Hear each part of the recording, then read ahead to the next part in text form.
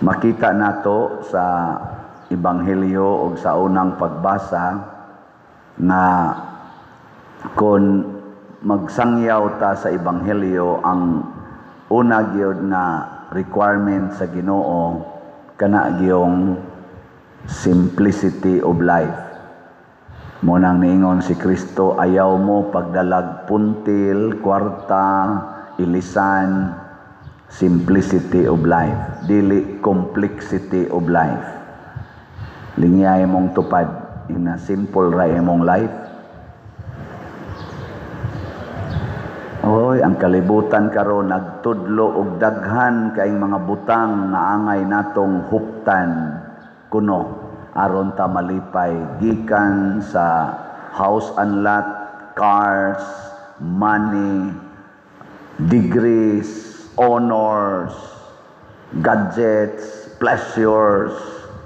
Grabe kaayong kalibutan makadiman to the point na naggubat na ta, nagpinatyanay na ta, nga linog na ta tungod aning atong pagka-materialistic.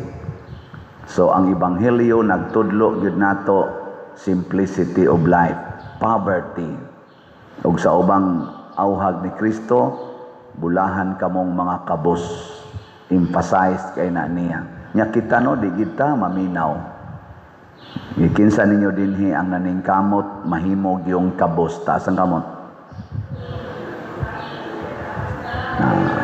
Lahi inyong gipaningkamutan, mahimong dato, mauna mga brood yun, mga brood, aron lang yun madato, bahala nag dito magpakasa nasad, bahala nagbiyaan ko ng akong mga anak, dili ni pagtamay sa ni abroad ha, ang ako lang check your priorities and way of life, kay dili na nato pwedeng himuong rason nga aron maarang-arang among kahimtang, kay wa gyud mag-promote ang Ginoo ana.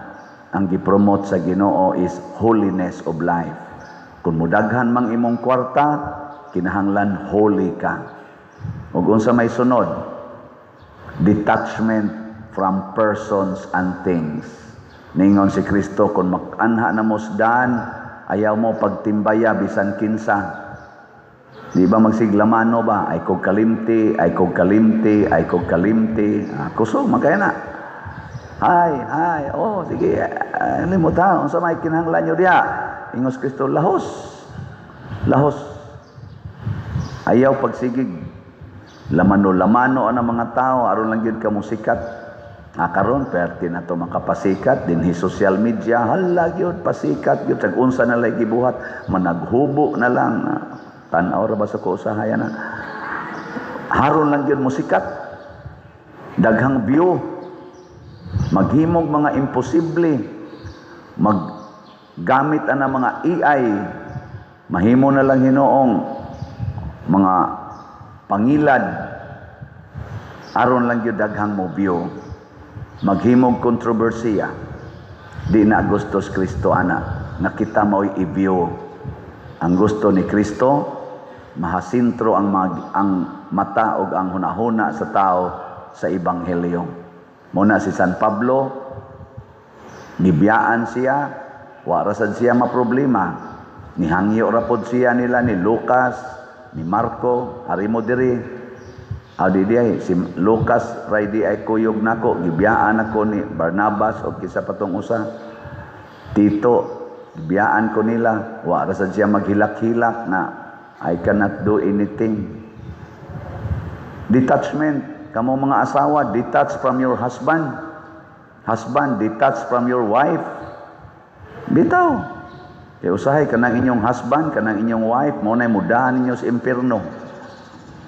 Kanilang dinhi, magbunyag ta dinhi, magbunyag tagtag na po kabuok, may lag na iduha nga kinasal. Nganong nanganak man na, nga wa may kasal. Tubag. Tungod anang, I love you, I cannot live without you. Asa man kadadon anang gugmaha. Kanang inyong gugma-gugma, nga wa mo'y kasal, sige mong tinukhangay, asa man mo padong.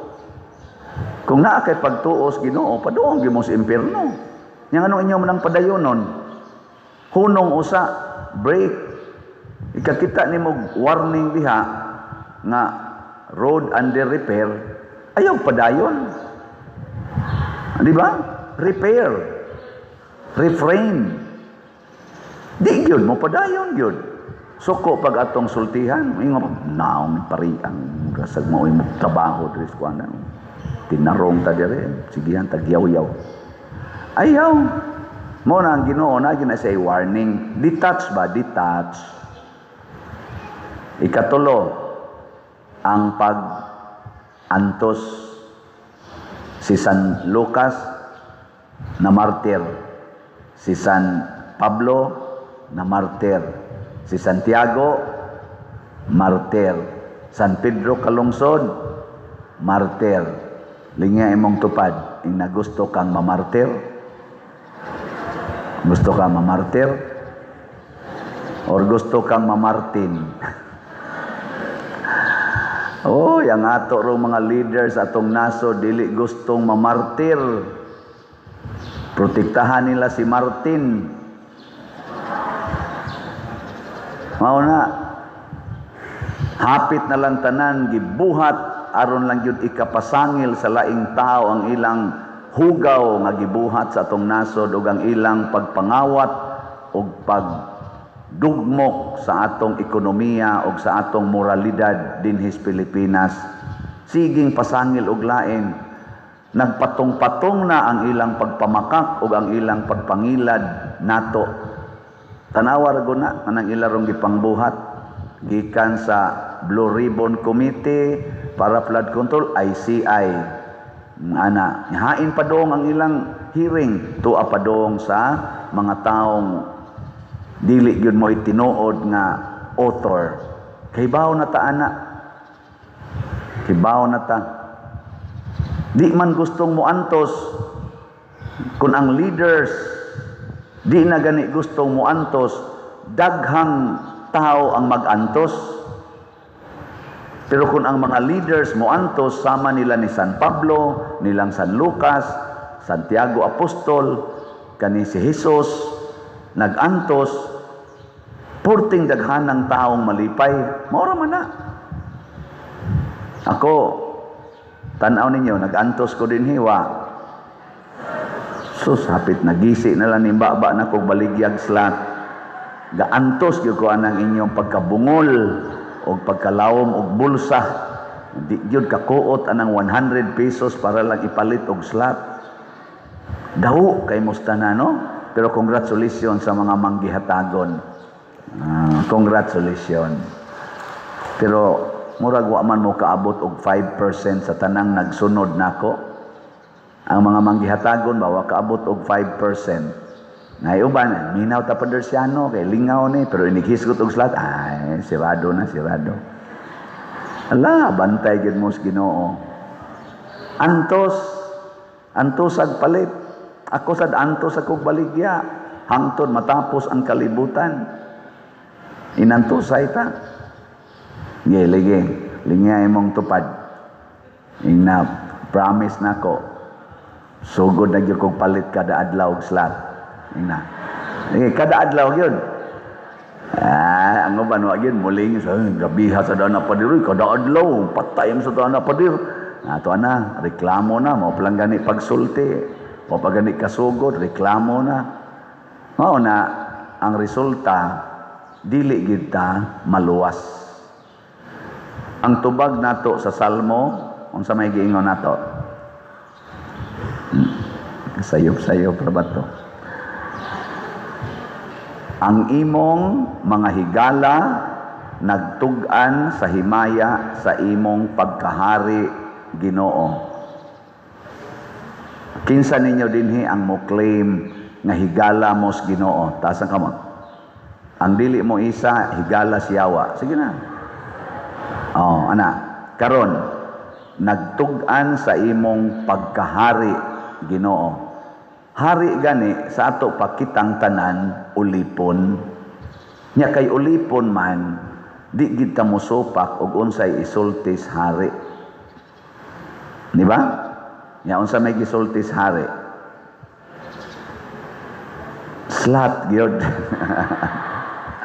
Sell everything you have and give it to the poor. Mao na generic nga gisulti sa hari. Mao na dinhi kaning 72 ka mga disciples ni Jesus, pagsulti niya nga panglakaw mo, ayaw mo pagdaag bisan unsa. Pasabot gibiyaan nila ang ilang bahandi. Gasunod na sila sa tingog sa ilang hari. Ang ilang bahandi, ang ilan ng higala nga hari sa langit ug sa yuta. Way kwarta ug bulawan sa kalibutan nga makatumbas sa atong higala, kung higala tang tinuod sa atong Ginoo. Ug makita na sa atong pagbiya nining mga bahandi. Ug sa atong pagbiya sa bahandi, unya atong ihatag sa katilingban, musamot kadako ang atong bahandi, kay ang katilingban mao na may mubaos paghatag nato. Una ako ginang balik-balikon dinhi, nisugod kog alagad second year college 1984, alagad kog simbahan. Ang akong makontribute ato kay kargador pa man ko ato, sige kog panggulnas uma nya eskwela pa gyud, maglakaw rasdahan kasagaran. May lag mo income ko og pinakadako na ginang 500 pesos ang buwan. Pero makakontribute ako 20 pesos, 50 pesos kada buwan sa among organisasyon. So good ato, hangtod karon, that is my paradigm.